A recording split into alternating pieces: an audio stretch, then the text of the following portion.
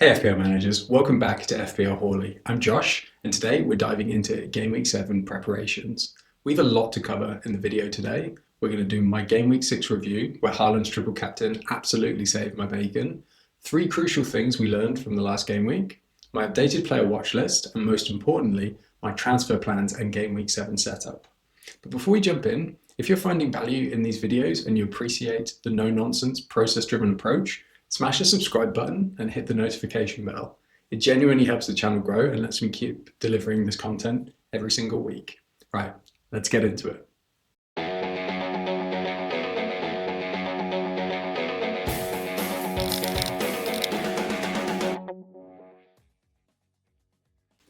So, how did I get on in Game Week 6? It was an absolute roller coaster. I finished in the end with 75 points and I picked up a massive green arrow of a 1.6 million rank prize. And I'm now sitting at 1.36 million overall. And honestly, I really can't complain about my trajectory after my wildcard in Game Week 4. The star of the show was obviously Haaland and his triple captain. And here's the thing, I actually stopped checking the scores at 90 minutes. I thought, oh, well, he's got an assist.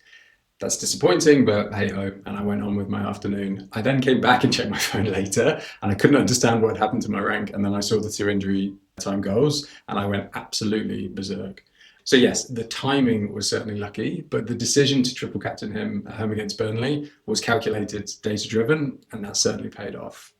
My Bournemouth double up also continues to deliver as well. Both Senesi and Semenyo just keep ticking along nicely, getting returns and playing the full 90. I'm delighted that I brought them both in on my wildcard. It wasn't all sunshine and rainbows though. Cucurella has once again absolutely trolled me. Another blank after bringing him in on the wildcard. His head is firmly on the chopping block this week, and I'm eyeing up a move to Gabriel, which I'll talk about in a bit more detail later.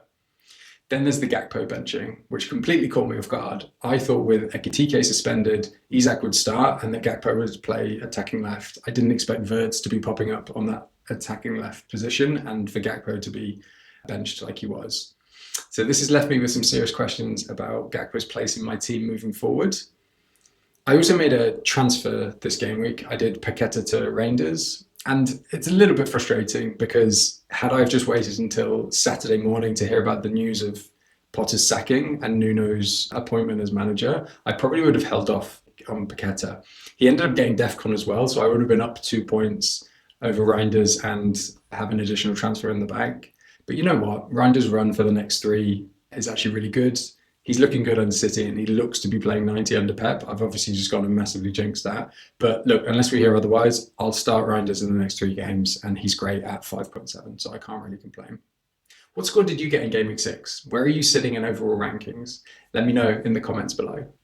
Right, let's talk about the 3 biggest takeaways from Game Week 6, because these are going to inform our transfer decisions moving forward. So first up, Crystal Palace are an absolute force right now. These guys are undefeated in something crazy like 18 games. And from front to back, they look absolutely incredible. 4 out of 5 of their defenders got DEFCON points this week. Everyone except Munoz, who I obviously own, but Munoz himself actually came so close to scoring. I'm very pleased to have double Palace defense in my team right now, but honestly, I'm also eyeing up Sarr as a midfield option. He's looked brilliant. He's now becoming a bit of a differential as well, and with Palace's form, he could be a great pick. Now, let's talk about Palace's performance against Liverpool specifically. They didn't just defend well, they absolutely outplayed Liverpool. They created chance after chance, and Mateta, that man should have way more goals than he does. He's created an XG of 3.6 this season, but has still only scored twice. Now, when those finishing clicks for him, which I think it will do, Mateta will be an absolute goldmine.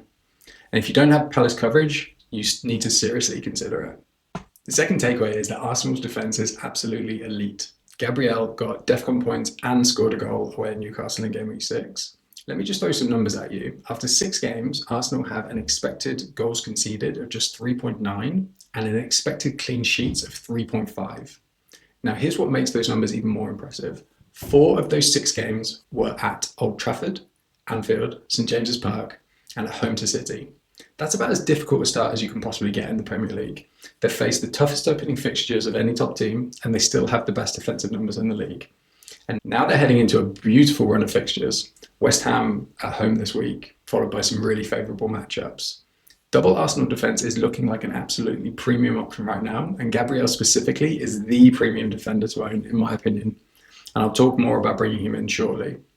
And my third and final takeaway, and this one is actually wild, is that Manchester United are misfiring in front of goal despite creating a ton of chances.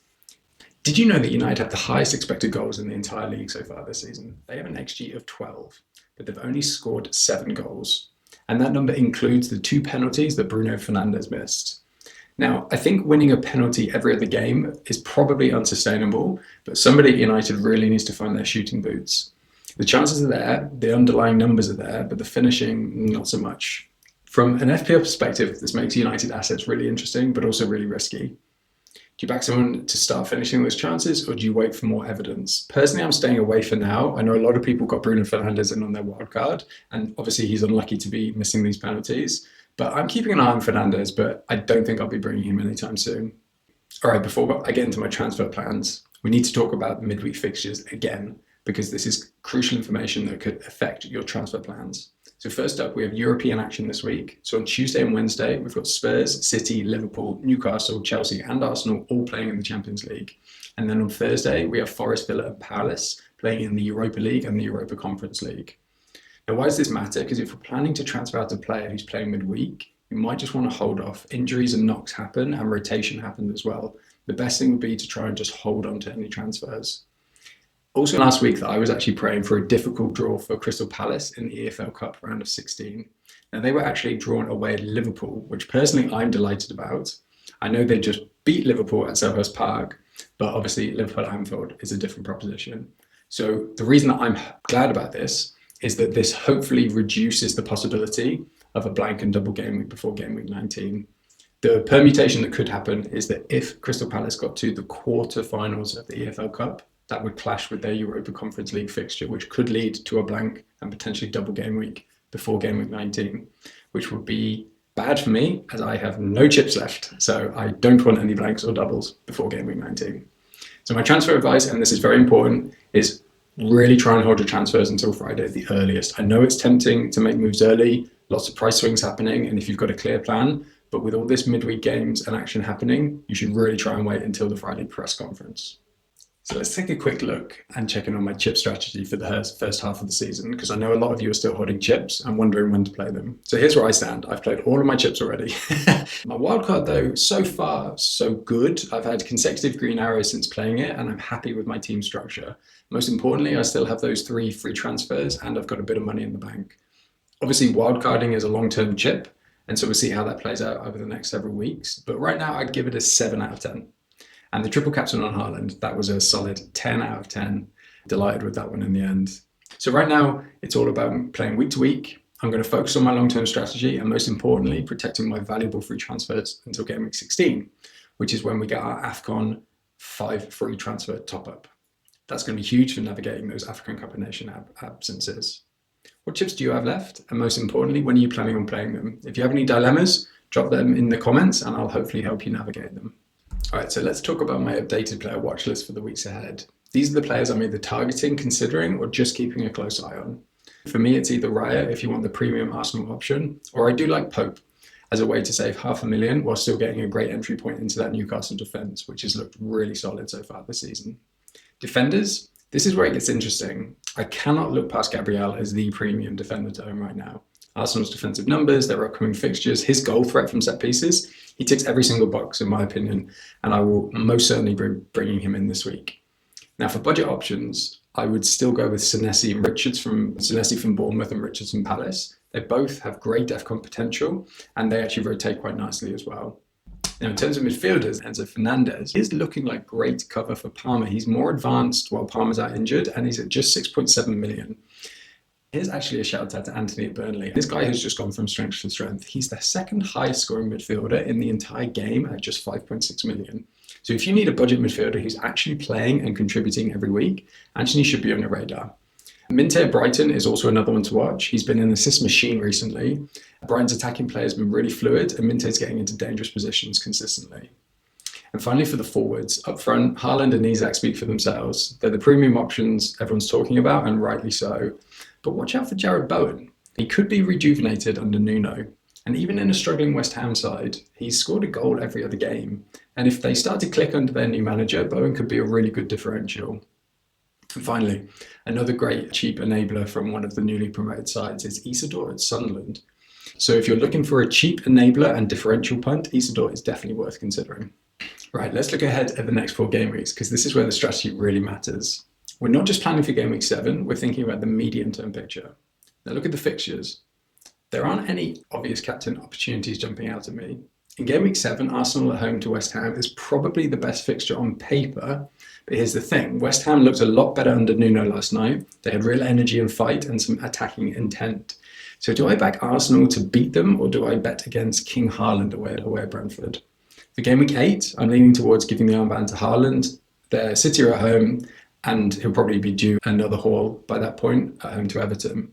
Game week 9 is interesting. That might be a Chelsea asset, with Sunderland at home for Chelsea, and Palmer, if he's back and fit, could be an option there. Otherwise, for me, it would be João Pedro. And the game week 10 on the more mid-term horizon is a tough call. You have Liverpool at home to Aston Villa, Man City at home to Bournemouth, and Arsenal are away at Burnley. All 3 you could make an argument for, and I'll definitely be making that decision closer to the time. Now, in terms of transfer plans, let me walk you through my original plan and why it's changed. After watching Palace this weekend and seeing their really good run of form, I'm actually not sure I can bring myself to break up that double defence. And both Munoz and Mateta looked really good. Meanwhile, Cucurella has been such an expensive troll, 6 million for a defender who's blanking every week and not even getting defensive returns consistently. That, for me, has got to change. And also Gyökeres. He hasn't really looked like scoring yet. I know a lot of people have got him in their recent wildcards, but I need some more evidence before I invest.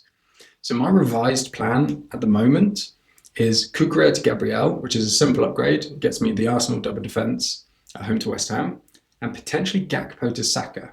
After his benching in game week 6, I've lost a bit of faith in Gakpo's minutes. Saka, on the other hand, nailed on with Madueke injured, looked lively against Newcastle, and it gives me that triple up for their good run of fixtures.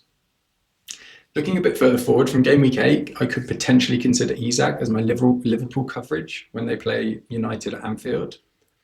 But again, I'm not going to look too far ahead, and I need to see a bit more from Liverpool and Isak to make that call. Do you agree with this transfer strategy, or would you do something different? What are your plans? Let me know in the comment below. All right, let's bring it all together and look at my game week 7 setup. If I make those transfers I mentioned, Cucurella out, Gabriel in, Gakpo out, and Saka in, here's how my team shapes up. I'll have double Arsenal defence in Gabriel and Raya, both at home to West Ham. That's exactly where I want to be this week. The one player I'm probably benching is Richards. So my likely starting 11 with those transfers in mind would be Raya in goal, Gabriel, Munoz, and Senesi in defence, Semenyo, Grealish, Reinders, and Saka in my midfield, and João Pedro, Mateta, and Haaland up front. Now, in terms of the captain decision, that would be a big one. It's between Saka at home to West Ham and Haaland away at Brentford. Saka's got the better fixture on paper, but Haaland is the most explosive player in the game. I'm going to wait and see how the midweek fixtures play out. If Haaland gets pulled off early or gets rested for some minutes midweek, and he'll be fresh going into the weekend. Right now, I'm probably 60-40 leaning towards Saka. The home fixture against the team that's chain managers, even if they look better, just feels like the safer, higher floor option. I've got 1.9 million in the bank and 1 free transfer left after making these moves. That gives me great flexibility moving forward. That's everything for game week 7. Let me recap the key points. Hold your transfers until Friday at the earliest because of the midweek fixtures. Arsenal defence is the premium defensive option right now. Palace assets look great from front to back. And the captain decision is tough this week. For me, it's probably between Saka and Haaland. If you found this video helpful, please hit that subscribe button. And drop your game week 7 captain pick in the comments below. Are you backing Haaland, Saka, or someone else? Remember, trust the process, not the panic, and we're playing the long game here in FPL, and best of luck in game week 7.